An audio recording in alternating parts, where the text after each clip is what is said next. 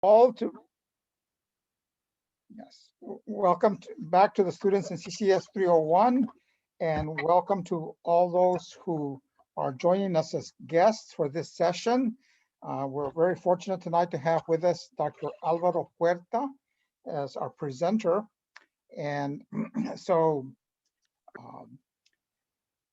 this semester, so first of all, let me give you some context about the class and then how we end up where we are tonight. So this class, CCS 301, was one of the first classes as created when what is now known as the Department of Chicano and Chicana Studies was at SDSU. Those who created this class gave it the title of Political Economy of Chicanos. If you look at the catalog description, though, what it basically tells you is this is a class that focuses on the experiences with oppression of Chicanos and Chicanas across time. And so this is the 51st anniversary then of this class being offered. And it continues to be offered because, as we unfortunately know, oppression persists.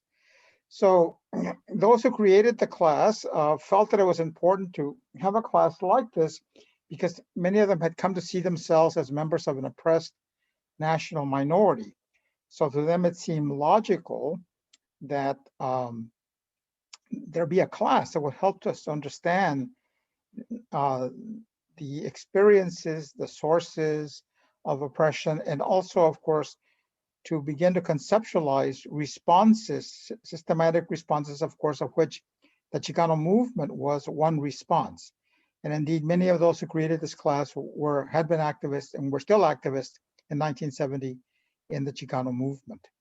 So I began teaching this class in 1986. I assumed the class from someone who was one of the founding members of our department, someone very influential, a man by the name of René Núñez, Dr. René Núñez, who passed away approximately 15 years ago now. So I inherited this class, and every year I have tried to enhance the class to make it more relevant so that those students, especially those who were majoring in CCS, are equipped and feel empowered as a result of taking this class. And so I think over the years, to a large extent, that has been one of the outcomes. So the class continues, and this year, this semester and specifically, we had the opportunity to bring to the class speakers who represent or embody, let's put it this way, a paradigm that those who created this class hoped that scholars in Chicano and Chicana studies would embody, namely the paradigm of the scholar activist. And so in academia, we know we have scholars, and many of us are trained to be scholars, and through our research, through our investigations, we generate knowledge and publish the findings of that research in books, articles, and so on. However, those who created Chicano and Chicana studies were aware that in the past, there was an example of someone who had gone beyond simply creating knowledge and who had taken his training and applied it in the struggle for social justice, and specifically in the efforts of farm workers to organize, and also on behalf of Mexican immigrants. And that man was Dr. Ernesto Galarza. Dr. Ernesto Galarza probably was the first Mexican American to receive a master's degree at Stanford. He then went on to Columbia and received a PhD in agricultural economics. And so at the time that he received his degree, he probably was one of 3 people of Mexican origin in the United States who actually held a PhD. And so one could say that the world was open to him. Because of his training, the status of the institution he had received his degree in, and so on, he had many possibilities. But what he chose to do was to take his training and assist and struggle with farm workers who were striving to organize unions in the United States, and especially in the Southwest. And so he conducted investigations into the conditions of farm workers. He examined the Bracero program under which Mexican nationals had been brought into the United States. He exposed the exploitation and abuse of those workers, and crusaded using his training on behalf of those who certainly were oppressed, to put it mildly. His work was very influential. It began to raise consciousness about the plight of workers, especially Mexican immigrant workers. And ultimately, one could say that it helped to bring about the end of the Bracero program in 1964. Congress ended the program. And in looking back, one could say that by so doing, by helping to bring about the end of this program, Dr. Galarza changed what sociologists would call the opportunity structure for social movements in the United States, especially among farm workers. And indeed, if you know about the farm worker movement, you know that in 1965, we saw the rise of Cesar Chavez and the farm worker movement. So the end of the Bracero program was transformational in many ways, and one could attribute part of its end to the work of Dr. Ernesto Galarza. So those who created Chicano and Chicana studies in the late 60s and early 70s regarded him as a model, and his work as a scholar activist, because he was an activist, as the paradigm for those scholars who would be developing in Chicano and Chicana studies. So I was fortunate to have met Dr. Galarza in the 1970s.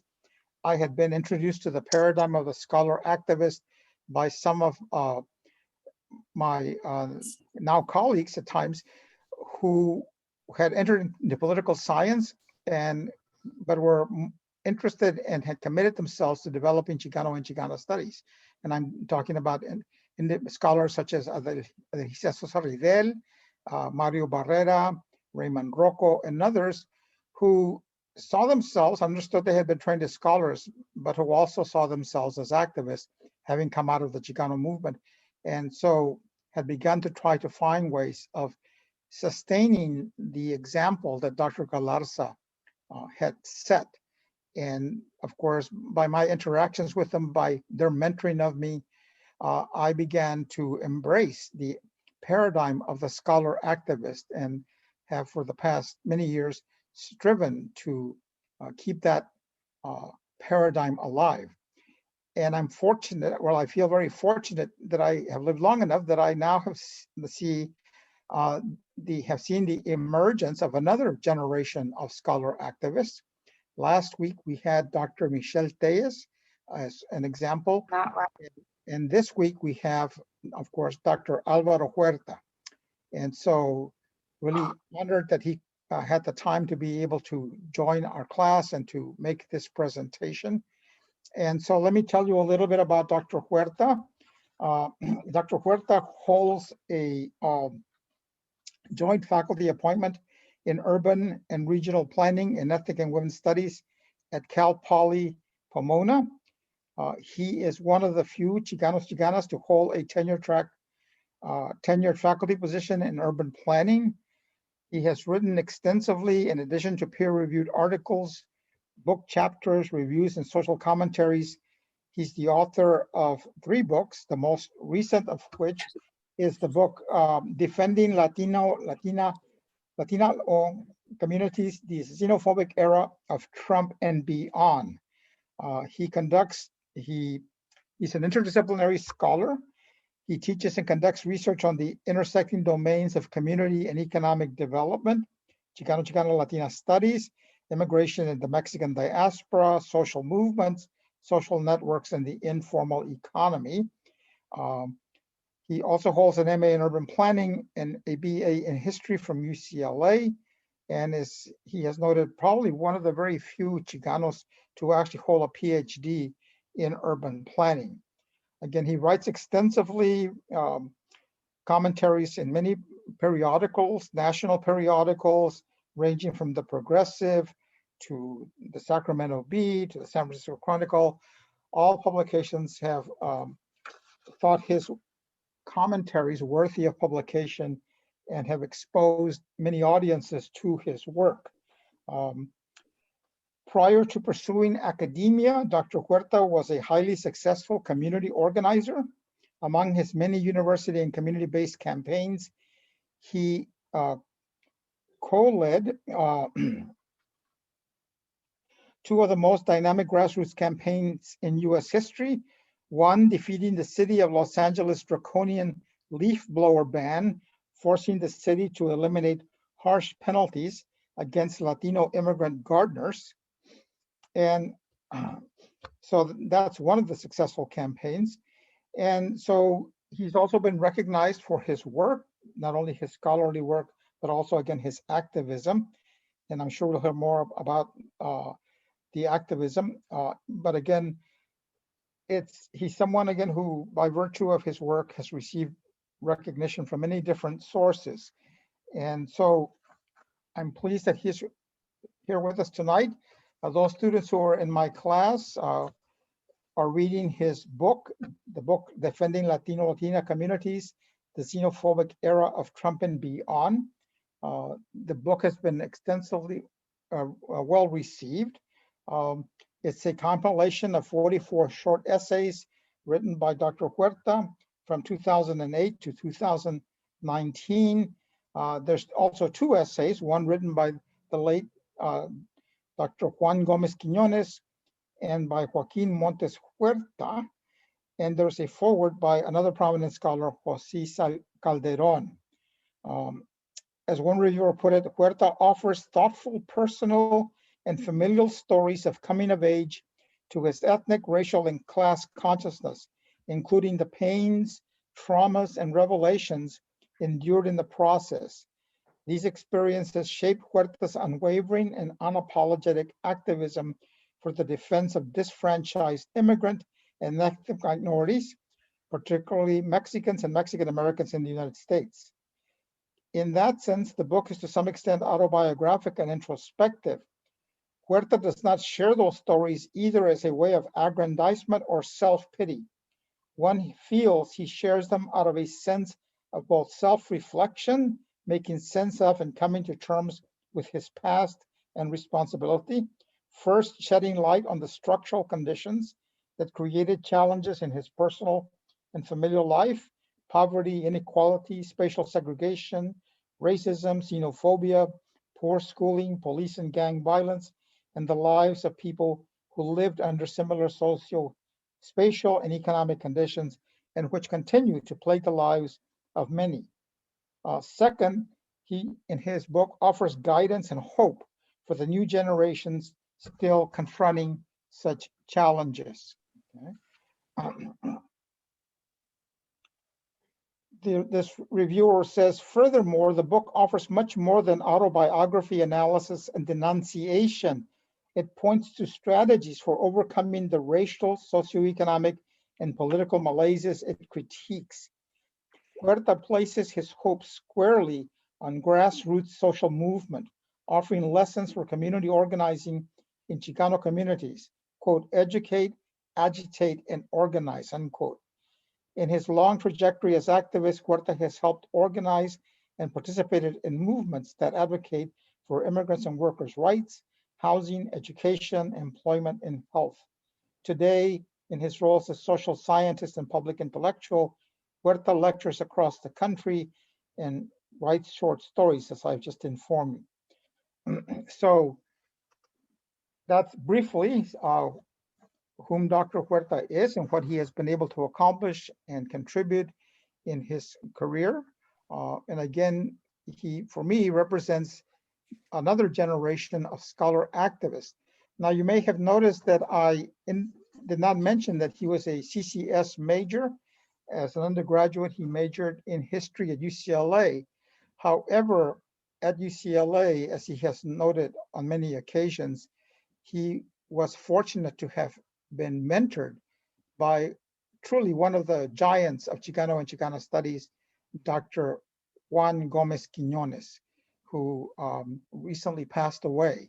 And so, though he was never a CCS major formally, he again was under the influence of someone who was one of the pioneers and giants, again, to use that word, which again, I don't use loosely, in the field of Chicano and Chicana studies.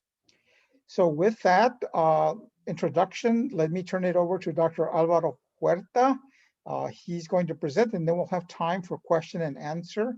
So Álvaro, please take it away. Muchas gracias, Professor Ortiz, and everybody from your fine department. Una pregunta, what time does the class end? It goes from 7 to 9:40. Okay.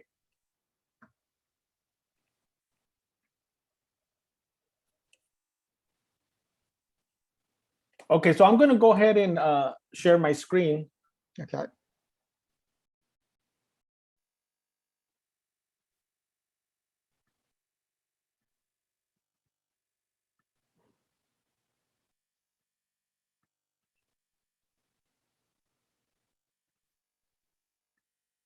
Okay, everybody can see that, right? Thumbs up? Yes. Okay, gracias. Pues buenas noches, everybody. I'm so honored to be here. I love the people at San Diego State University. It's the first place where I was published. They have a press, a fine press. And I really appreciate the invitation by Professor Ortiz. His introduction humbled me. I felt like I was at the Oscars getting an award. But they don't give Mexicans awards at the Oscars, so I'm kind of like, well, it's kind of new. And I have a fine department, fine faculty and students. And also appreciate how close they are to the border, because part of my roots are at the border in Tijuana. I'll mention that later on in the talk. I speak in a way that's more conversational when I do presentations. So as I go through the images, I'll do so in such a way, and hopefully open it up to questions and answers to engage, the community. And in this presentation, I'll also include artwork by my brother, international artist Salomon Huerta, and others that I admire. So with that, I'll go ahead and start. And if everybody can mute, I would really appreciate it.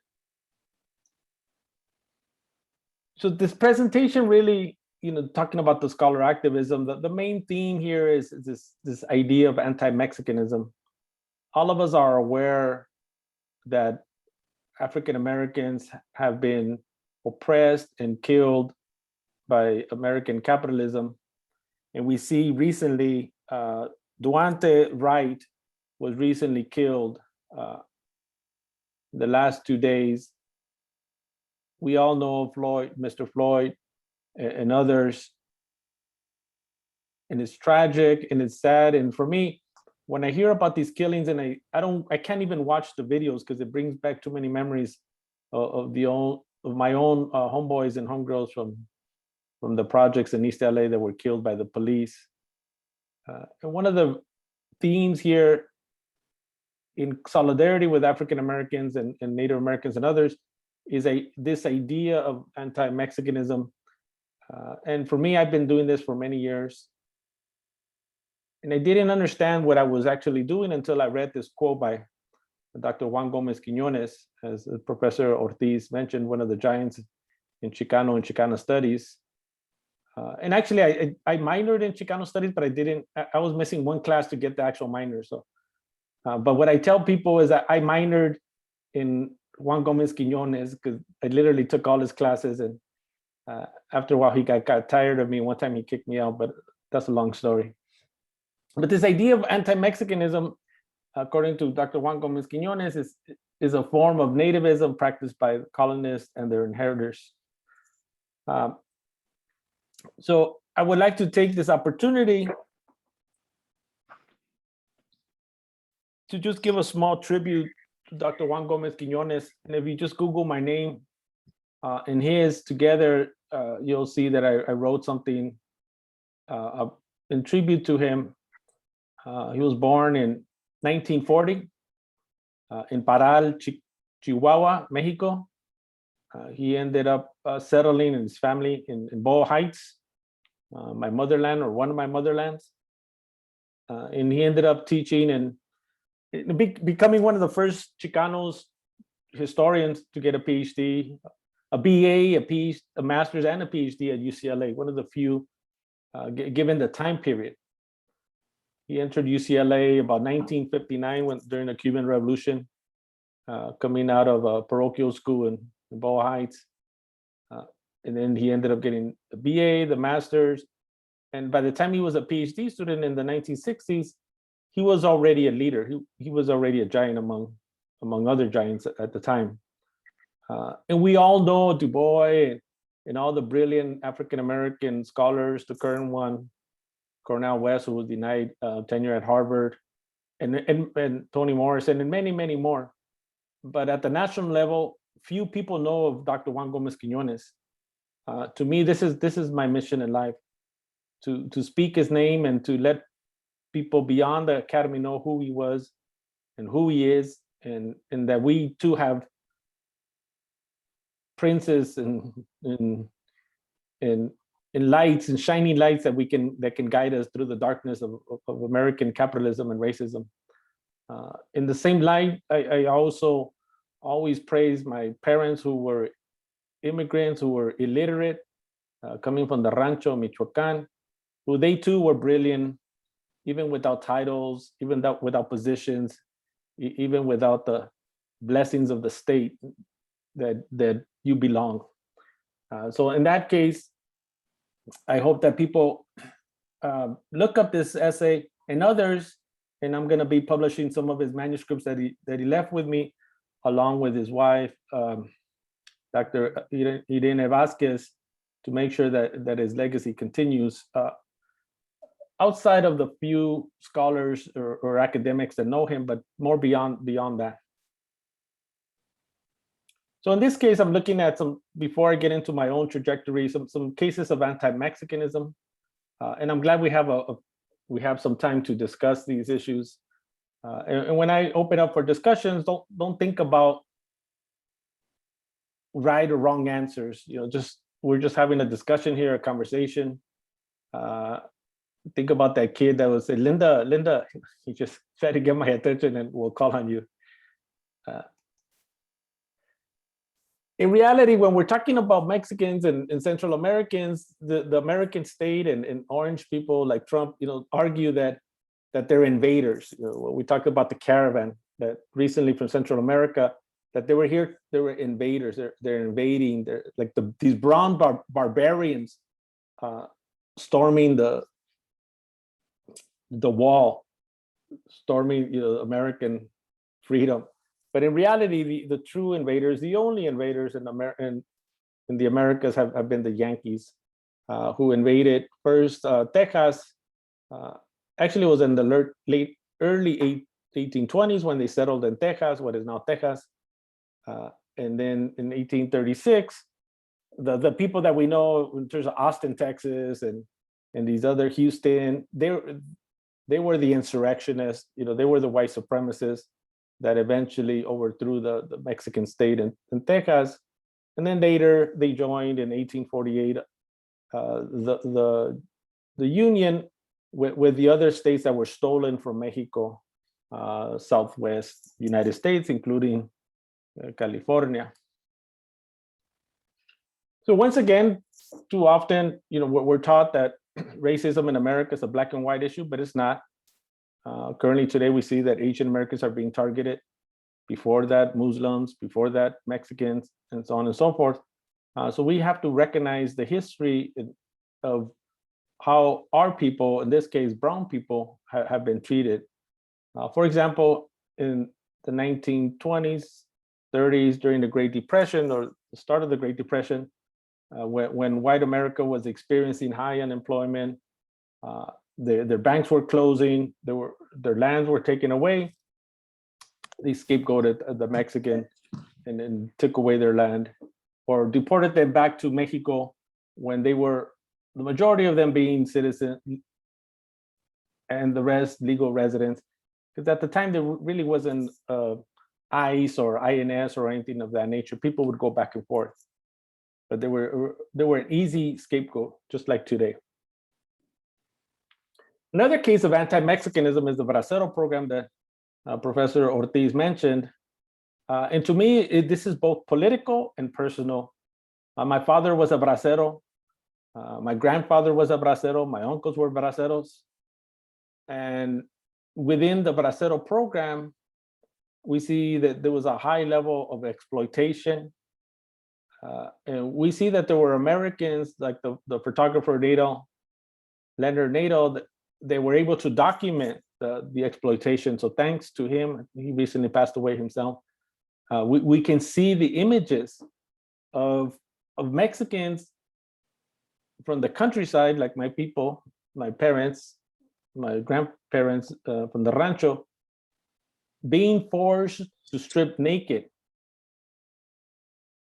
And if you know anything about conservative, older Mexicans, and this is the case for Chinese, for Filipinos, Italians, they're very traditional. And they will not strip naked in front of anybody in public. So when the American government forced them to strip naked, it was a humiliation for them. It was a humiliation for my father, for him to have to strip naked in front of other men. That's not part of who they are. They come from very conservative, traditional ways in the rancho. And not only that, they were sprayed with DDT. Now, DDT causes cancer. Before they came to the United States, in the centers, the processing centers in Mexico. And then when they got here, when they came to the United States and Texas, Mexico, and the majority, while they were farm workers, they were also working the railroads with Chinese and other immigrants.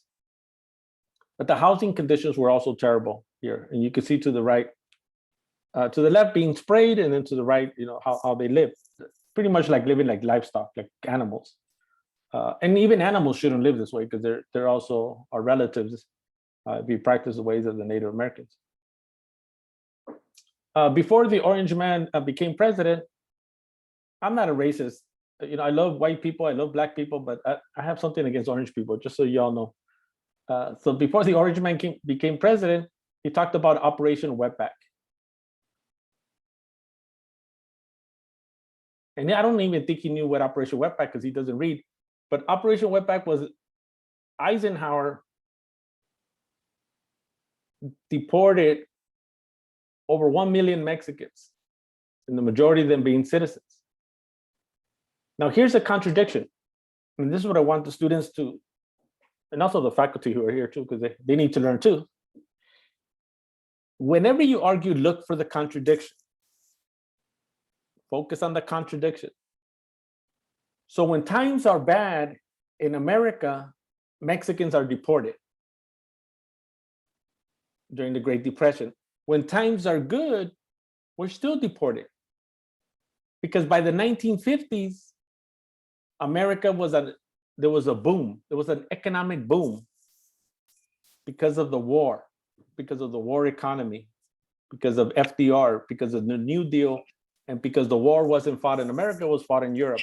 So the United States, that's about all I have. In terms of their economy, it went up. It was an economic boom. So this is where we see freeways being built.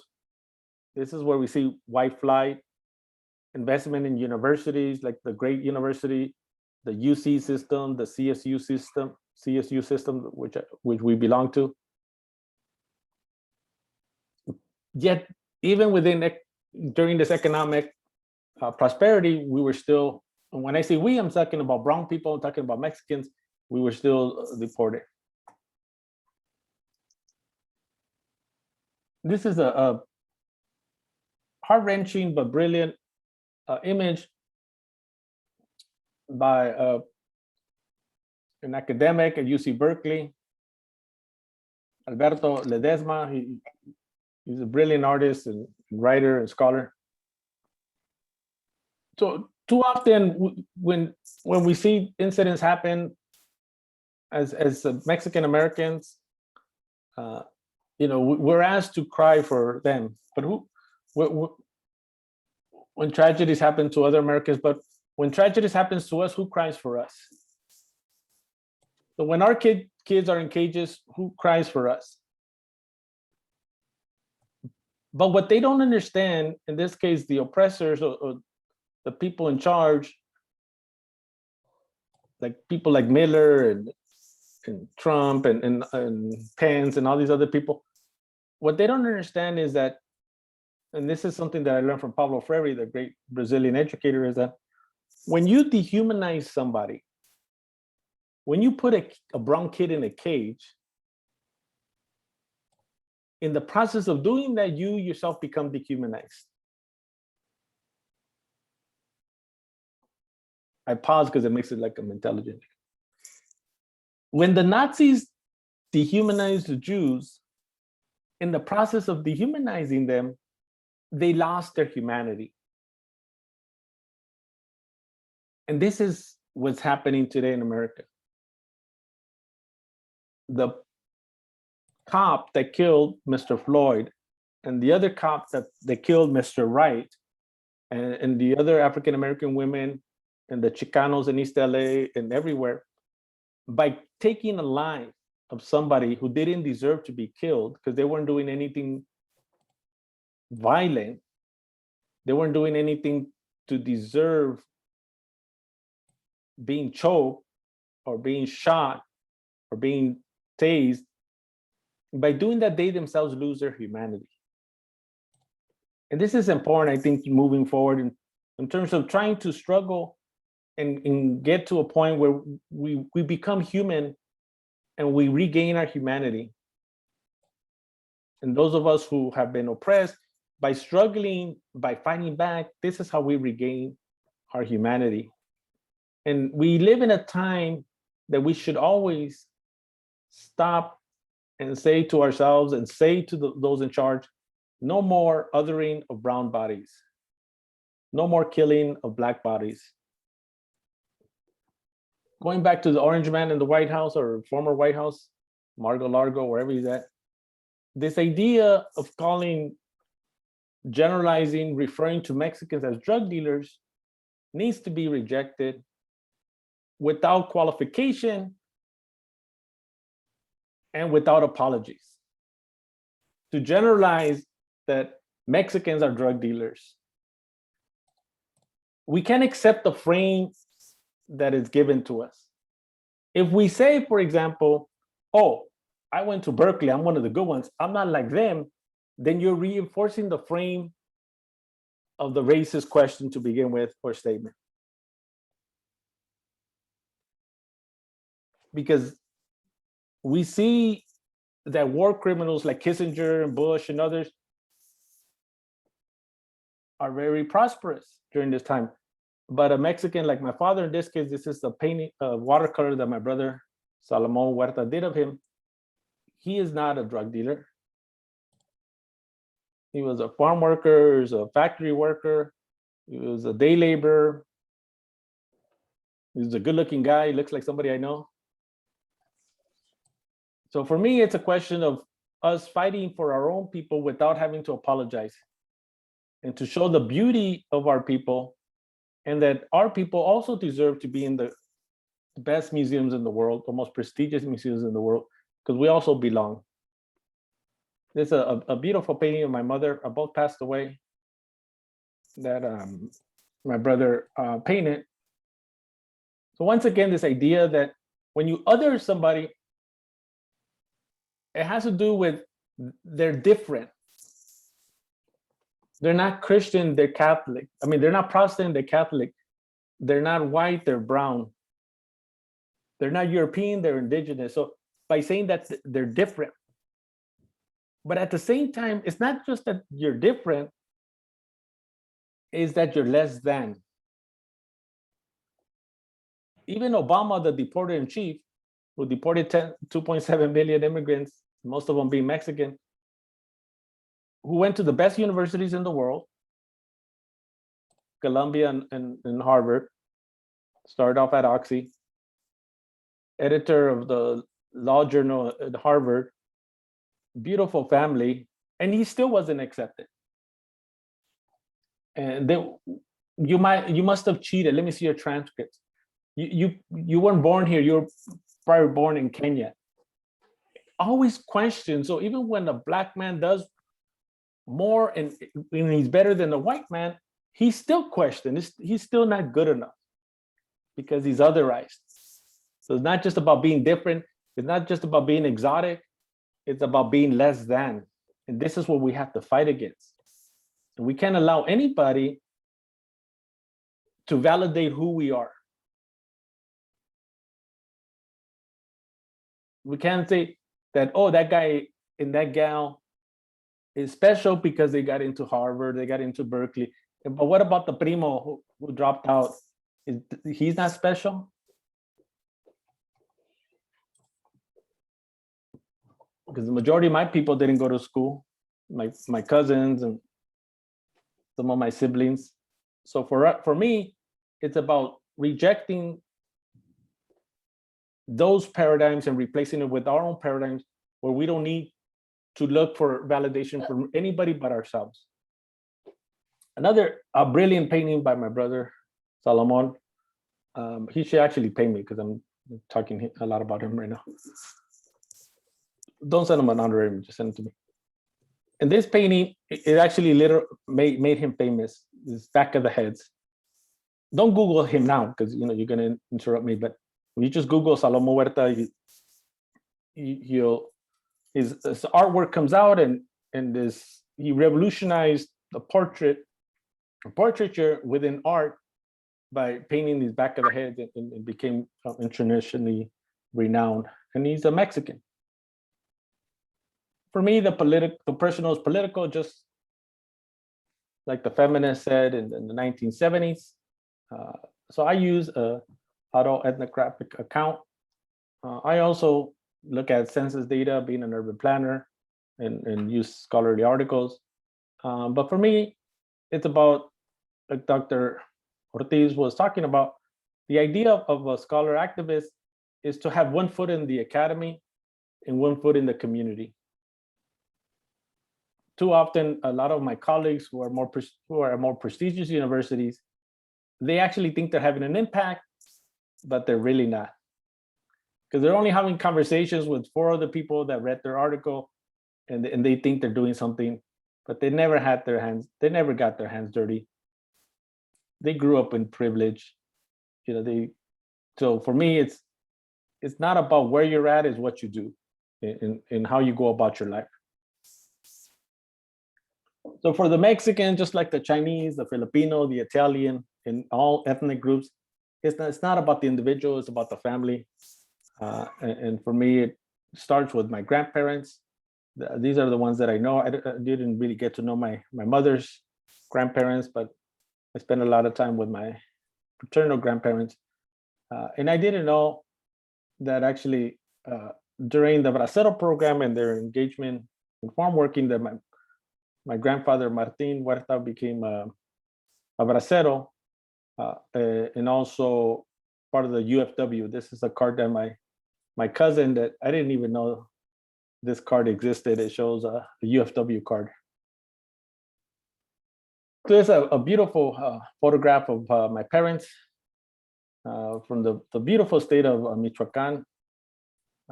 And right here, another good looking photo of my dad. I think I'm like the only one that looks like him in my family. They're all jealous. And the one thing about my dad, he was kind of like those Mexicans. Here I am. This is like group therapy for me, just so y'all know. He was like those Mexican dads that didn't say I love you.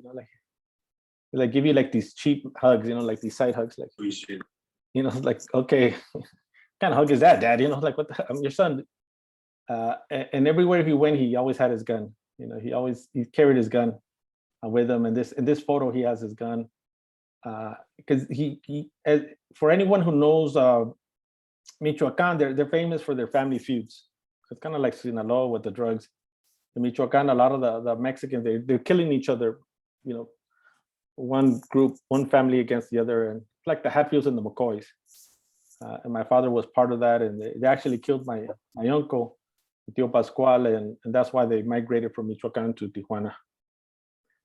So in the 1960s, most of my extended family, I wasn't alive when they migrated there, but in the early 1960s, they settled in El Cañón Otay in la Colonia Libertad. Just recently, another distinguished professor, Jorge Bustamante, passed away. And he actually wrote a book, and I need to try to get a copy of it, on la Colonia Libertad in Tijuana. And so as an urban planner, what I've learned by another professor who passed away also, unfortunately, they're all passing away and given their age. Leo Estrada, he taught me that in Latin America, the poor live in the hills, on the hills, and the rich live in the cities. And in America is the other way around, right? So like in Beverly Hills and all that, we see the rich. So in the early 1960s, my extended family settled in El Cañón, and by settling, it's informal settling. Literally like building your own homes, like shanty houses. There's no restroom inside. The water's contaminated. There's a restroom on the outside. And in the left house, it was my grandfather. Hola, abuela. They're there. They passed away too. And then the next house was Tío Martín. The next house, Tío Javier, Tia Maria, and then us, and then the other families. So when it comes to the Olympics, I think the family should be a sport. That's the only way Mexicans will win gold medal, because we don't win gold medal in anything, probably like in walking, that's about it. And because when it comes to the families, for my case, like we don't mess around. Like I have 10 uncles and aunts. Each one had 10 kids. I have 10 siblings or 8 siblings, and so I have literally 100 first cousins. So when I go to parties, it's like, Maria, is that you? Luckily, everybody's Maria and Jose, so half the time I get it right. So this is our roots, or part of our roots, apart from Michoacán. So my brother Salomon Huerta Jr., he's the one on the left. I'm the good-looking one on the right, the little one. He was born in Tijuana, and my mother was a brilliant woman, smarter than all the advisors that I had at Berkeley and UCLA. And when I was conceived in Tijuana, she decided to have me in Sacramento. That's Sacramento, for those of you who don't speak Spanish, in California. So I was born in Sacramento through the Comadre network. It's kind of like FedEx. And then after 40 days, came back to Tijuana. Actually, I wanted to stay in Sacramento because they have like hot water and they have air conditioning. But after 40 days, I really didn't have a choice. So I spent the first 4 years of my life in Tijuana. Once again, here, I don't know what's up with the guns, but here we are. And then the family moved to Hollywood. And what a lot of immigrants do, I use my case and my family's case to explain also like how immigration works. So immigration operates through networks.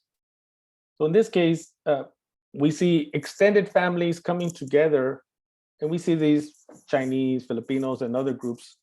They come together, either nuclear or extended, and they pull their resources and settle in one apartment or house. In this case, like 30 people. There were like 30 people living in this one 3-story craftsman house during the 1970s. Like literally every weekend there was somebody's birthday, and even when they were selling, one of my cousins, the guy must be a historian. When they were selling in the deed, when they were selling it, the owner said, be careful for the Tijuanas, the Tijuana kids, because there was like 30 of us there. So not to scare off the white owners. We should have bought it because it's probably worth about $2 million now. So my mother got tired of living with too many people, the cheeseman, you know how that is, the comadre. So we went to Boyle Heights, but she didn't know any better. She ended up settling in one of the most dangerous public housing projects in the United States. Ramona Gardens housing projects, also known as Big Hazard projects by the gang. Raise your virtual hand if you saw the movie American Me. Because a lot of the actors were from the projects from Big Hazard. And that's, you know, a lot of the homeboys that we grew up with, they're from there. Even one of the actors, he's like executive director or associate director with Homeboy Industries, with Father Boyle in East LA, Hector Verdugo. So him and his twin and others, all the homeboys were part of the movie. And we didn't know, coming in, we're immigrants, we're kids, didn't really speak the language, but eventually we settled in. And when we started elementary school, I didn't know it back then because I was only a kid, but there was never talk about college because nobody in the projects graduated or went to the university. Nobody in the projects, the majority didn't even graduate high school. I mean, graduating high school was like going to Harvard. It was a big deal. We killed a pig. It was like a quinceañera, you know, like when somebody graduated high school, we're like, yeah, you know, he made it. So it didn't really happen because given the violence, the gangs, the police abuse, the marginalization. So by the 6th grade, and my brother was a year ahead of me, so he had different experiences that I did. But by the 6th grade, we were part of the busing integration system. We're talking here late 70s, early 80s. I'm 21 actually, so y'all know. And so we ended up getting bused, or half of the school got bused to the school in the suburbs called Mount Gleason Junior High School. And I knew what violence was. I knew what gangs were. I knew what guns were. I knew what helicopters were because the police were always rovering over the project, but I didn't know what racism was. So when we got there, we were talking 7th grade, I don't know, 11 years old, I forget how old you are. The white kids like met us at the bus stop at the school and they started throwing rocks at us. I'm telling you, y'all, this is like therapy for me, so thank you. I'll send you the bill later. It was like we were at Birmingham, Alabama, people. They started throwing rocks at us. We're like, what the heck? You know, but we come from the project, so we got the rocks, we're throwing it back. It's like, come on, you can do better than that. And they started calling us names. They were like wetbacks and lowriders and beaners.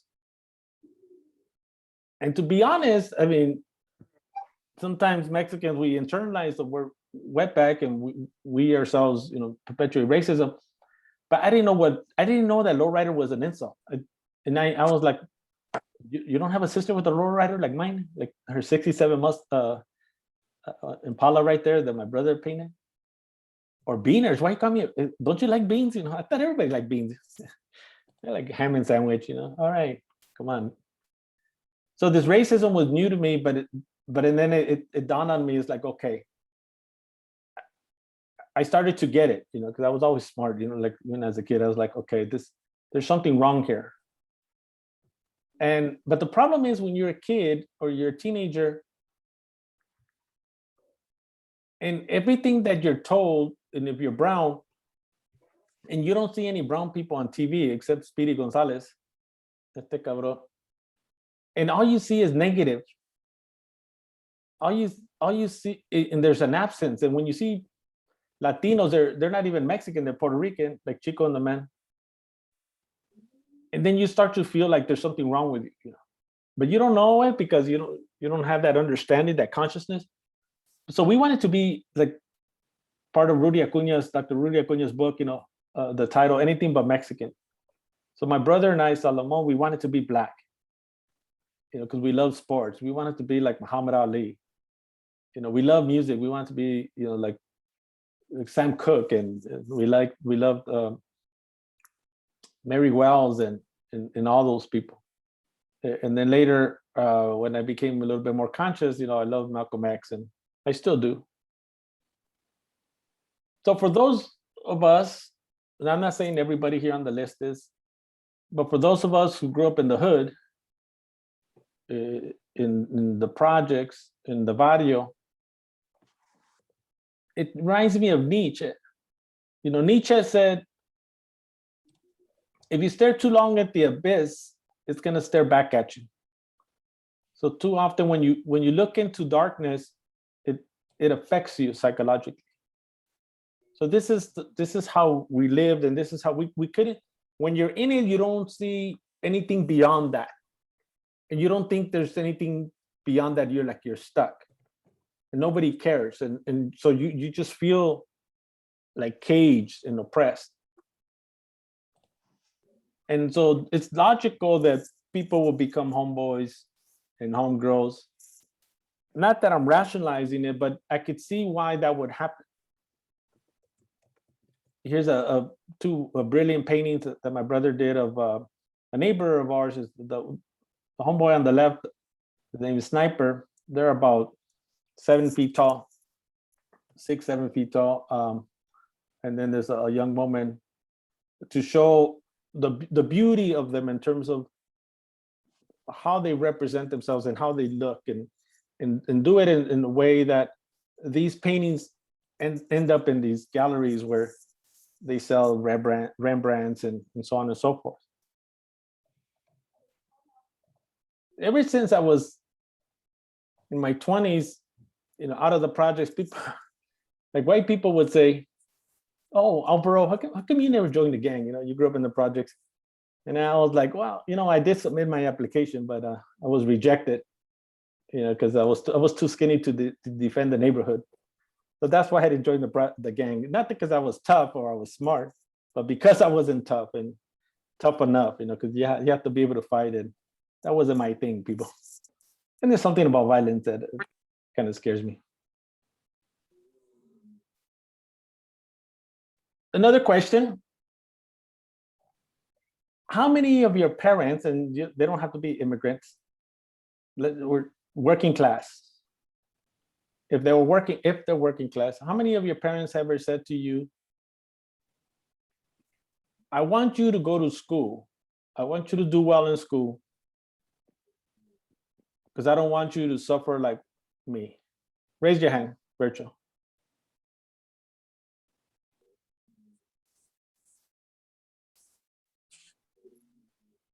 And we see this with first generation students, and because there's a myth out there that working class, immigrant, Black and brown parents, they don't care about higher education. But when you have people like my parents that didn't go to school, and they're farm workers or they're gardeners or domestic workers like my mom, how could you help your kid when they're taking algebra? How can you help them when they have to fill out FAFSA if they themselves didn't go to school, if they themselves didn't go to the university? So it's a big lie in America that immigrant parents don't want their kids to go to university. It's a big lie in America that white kids from Appalachia don't want their kids to go to the university. If their parents didn't go to the university, if they didn't go to high school like mine, they don't have the skills and the knowledge to help them to get to the next level. So one day, my mother, I was 13 and my brother was 15. And my dad, after a while, he kind of gave up, and he used to watch Bonanza a lot. And he used to watch TV and gave up. And my mother was more entrepreneur than him. And she told him, "Oh, take Álvaro and Salomon to Malibu to work as day laborers, so they can know what it means to work hard, and they can appreciate education." And at 13 years old, people, I'm not lying to you, I was literally the laziest teenager in American history. Like, I was so lazy that the only thing I did was watch TV. And I had memorized the schedule. That's how smart I was. Like, okay, on Tuesdays, Three's Company. On Wednesdays, Happy Days at 7. Like, I literally memorized the schedule. So when my father woke me up at 5 in the morning, one horrible day in the summer, or like probably like 1980, around there, to take a 2-hour bus ride from East LA to West LA to work as a day laborer, and to be begging for work, where for the first time in my life, I was embarrassed of my father, because I saw him as a grown man begging these rich white guys in their Mercedes and BMWs for work. And then I started to pray. I said, please don't pick us, because I figured out, oh my God, they're gonna make us work. And I was lazy. Remember the premise? I'm lazy. And I wanted to run. When I got picked, I wanted to run into the ocean. I wanted to escape, but the problem is I didn't know how to swim, so I didn't run. So I said, okay, just stay in the land. So after 8 grueling hours of hard work, pulling weeds for a rich white guy, I decided I was too lazy. And I literally started crying, and I said to myself, I'm going to go to the university. The college is easier than manual work. So that's what I did. I applied for this one program, or a friend of mine actually peer pressured me to join a program called Upper Bound. So raise your hand again if you know what Upper Bound is. So when I was in 10th grade, I went to this Upper Bound program at Occidental College, where I was there 6 weeks. So for the first time in my life, somebody that looked like me said to me that I can go to college, that I'm smart. And I've always known I was smart, but I never thought that college was a possibility, because nobody from my neighborhood went to college. So at Upper Bound, they did a great job in preparing us in the summer to get ready for the university. And luckily, my friend peer pressured me to do that. So I thank him for that. But unfortunately, when you come out of these programs in the summer, you still have to go back. And that's what we did, to the neighborhood. And in the neighborhood, the streets rule. And one of the things that we all need to be aware of is that police abuse is prevalent in Black and brown communities. And as we see this in the news, and as I speak, I'm sure it's on the news, more protests taking place in America against another Black male being killed. So for us, police abuse was real. And this is a painting that my brother did to depict that. So this is, he superimposed the homeboys killing pigs representing the cops, based on a master, Peter Paul Rubens, master painter during the Renaissance. So this is a humongous painting that's in my sister's house. And he was able to get a lot of recognition because of this. So this is a painting that my brother did, Solomon, of my brother, my father's gun. And for me, that police abuse is not just an academic issue or abstract, it's real. When I was 16 years old, my sister gave me a car, a 1967 Mustang. I'm kind of pissed off that I gave it away. I just actually left it, the city took it. And I was learning how to drive. I was teaching myself how to drive because my dad didn't know how to drive, and my brother didn't. Must have mad at him too, didn't teach me. So I made a rolling stop, and then the cops were following me. I'm 16 years old, teaching myself how to drive, make a rolling stop. And then when I pull over, I realized the cops are following me, and then they came out with guns and they pointed a gun at me like 20 feet away. And I got mad that they pointed the gun at me. I didn't run or anything. And then by the time I came home, I was like, my mom already knew, because back then there was no internet, but the comadre network, she would like, ¿qué pasó, mijo? Oh, no, nada, it's no big deal. So she just gave me some beans and I was happy. So because of these experiences, I wanted to leave the projects. And at 17 years old, I was gifted in math, and I applied to UCLA and I got in straight out of high school. And eventually I changed to history. And that's where I met Dr. Juan Gomez Quiñones. And after 2 years of studying at UCLA, you know, I was able to learn from great historians and writers, both Chicano and Chicana, you know, about our history and about our people. So this is something that I really appreciate during my time period, during my first 2 years at UCLA, or 2-3 years, where during that time period, I was a student activist, a mechista. And here I am right here, the good looking one with the sarape.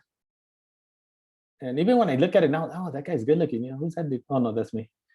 So it was a protest that we were organizing. I think this one was at UCLA, but back in the day, we would go to San Diego State University. There was a conference. We would go to Berkeley. We would go to UC Santa Barbara.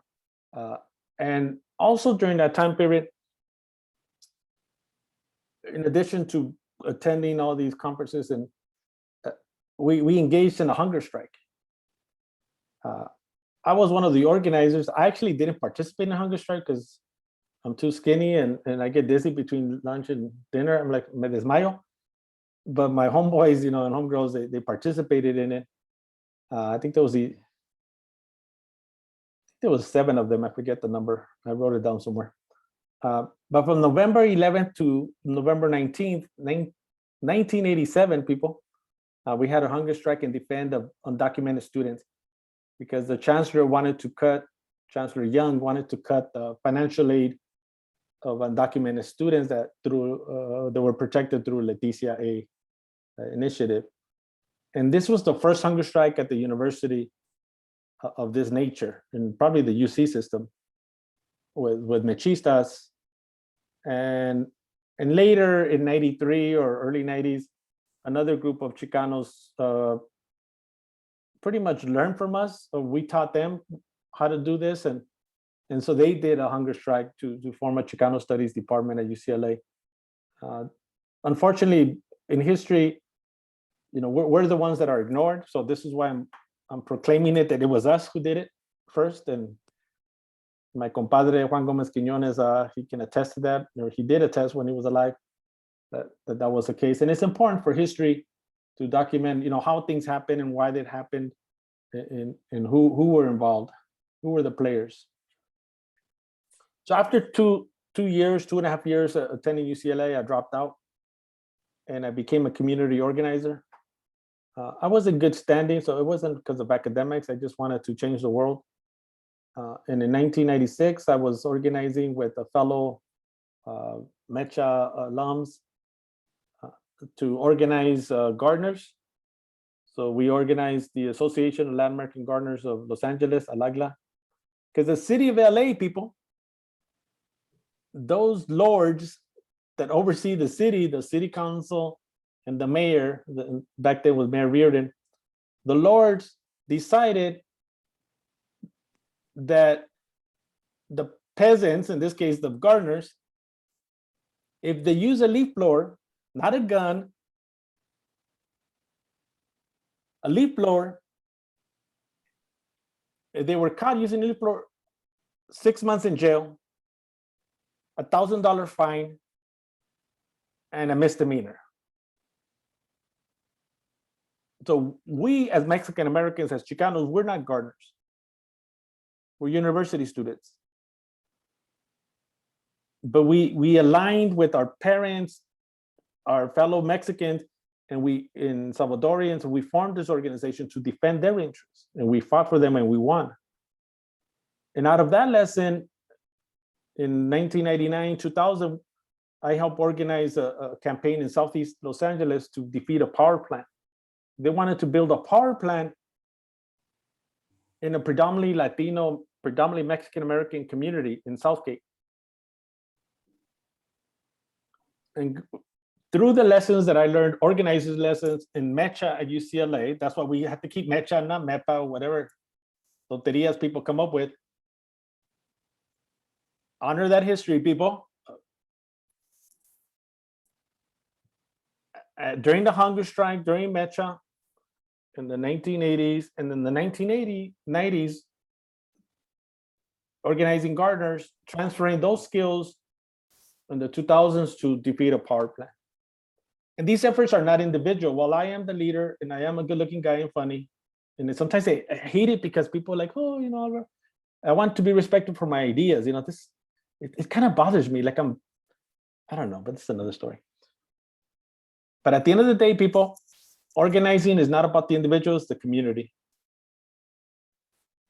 While I love Dolores Huerta, my tia, Dolores Huerta and Cesar Chavez couldn't have done what they did without the thousands of community activists, the thousands of residents that helped out, thousands of activists, thousands of farm workers, the Filipinos as well. So organizing is about the community coming together, not the individual. This is what I believe, because I've seen it and I'm part of it, and I know it doesn't happen by itself. So after working, the last campaign was working in a nonprofit organization called Communities for a Better Environment. After working there, I decided to, or my wife decided for me, because you know they were exploiting me, to return to UCLA, and then thanks to Antonia, I returned to UCLA to finish my BA, and then after that I went to apply for a master's program at UCLA, where I got rejected at public policy. Anytime I get rejected, they're racist. Like that's my defense mechanism. Damn racist. Even when my wife didn't want to go out with me at first, I was like, "You're a racist," and she goes, "I'm Mexican too." So, oh, okay, it didn't work on her. Eventually, she agreed to go with me. But I ended up getting into the program at Urban Planning. That's where Leo Estrada was. Don't Google him now, but you can Google him later. I also wrote something about him in honor of him and his mentorship, where urban planning was kind of the way to go for me. And then after that, I decided just to stick to the academy and not go back to organizing. And because I had done my dues, I paid my dues already. And I feel that the younger generations need to take over, like passing the baton. That's what I believe. And I ended up being accepted to UC Berkeley's Department of Regional Planning. And now I'm very happy to be at Cal Poly Pomona, a fellow campus or sister campus to San Diego State University. I just read in the LA Times, or I think it was the LA Times, that the CSU system graduates, I think, half of the BAs in California. So we're the biggest institution in higher ed in the United States. And I've taught at Berkeley and I taught at UCLA as a lecturer. And the students that I teach at Cal Poly Pomona are equally as brilliant as the students that I've taught at Berkeley and UCLA. I only say that because the evaluations are coming up, so I have to say nice things about them. So you have to butter them. I usually give away gift cards, but somebody told me that was illegal, but hopefully nobody, I can't believe I'm recording this, but okay, it's all right. So I consider myself a scholar activist. I've delivered 2 TED Talks, and my nephew, Andrew Huerta, is an excellent artist in his own right. He did this illustration for me with the book that I published at San Diego State University Press, where I'm a street vendor selling books. I actually want to make a movie, so if there's a filmmaker here, let me know. We just need at least 10 grand. I want to make a movie of me like becoming a street vendor and selling my books, like right there near the taco trucks and the taqueros and all that. So that's one thing I want to do, see before the cops pull me over. So I've been fortunate in publishing and broadcasting my messages, and at the time when I was doing it for the past 20 years, there's some professors, not a lot of them, like 1 or 2 were criticizing me. Well, you know, you're at UC Berkeley, you shouldn't be doing that. You should be focusing on peer review and this and that. And then I told them, I do that too, but this is important, because if somebody doesn't I feel like a moral obligation. If I don't defend the Mexicans, who will? Like, that's how I feel. Like, I feel that burden. And I know that if more of us feel that way, that we wouldn't let ourselves get verbally and physically abused by the system. One day I saw myself it was on Fox News, Greta Van Susteren, when she was there. And I wrote an article in The Hill criticizing SNL because they wanted to get Trump to perform, and they ended up rejecting him or to be part of the show. And she called me a bully and everything. She couldn't pronounce my name, so it was just right there. So that was like my highlight of the year, being denounced by Trump, by Fox News, I'm sorry, state news at the time. So to finish here, because Taco Tuesday is about to end, so I need to wrap it up. El Torito's, it's not that good. It's not real Mexican. But to finish here, like what Lenin said, what is to be done? So what I teach people, and not just young people, like I said, also faculty and people that are older than me, is to be bold, to be fearless, uncompromising regarding los de abajo. Utilize your privilege to defend the marginalized.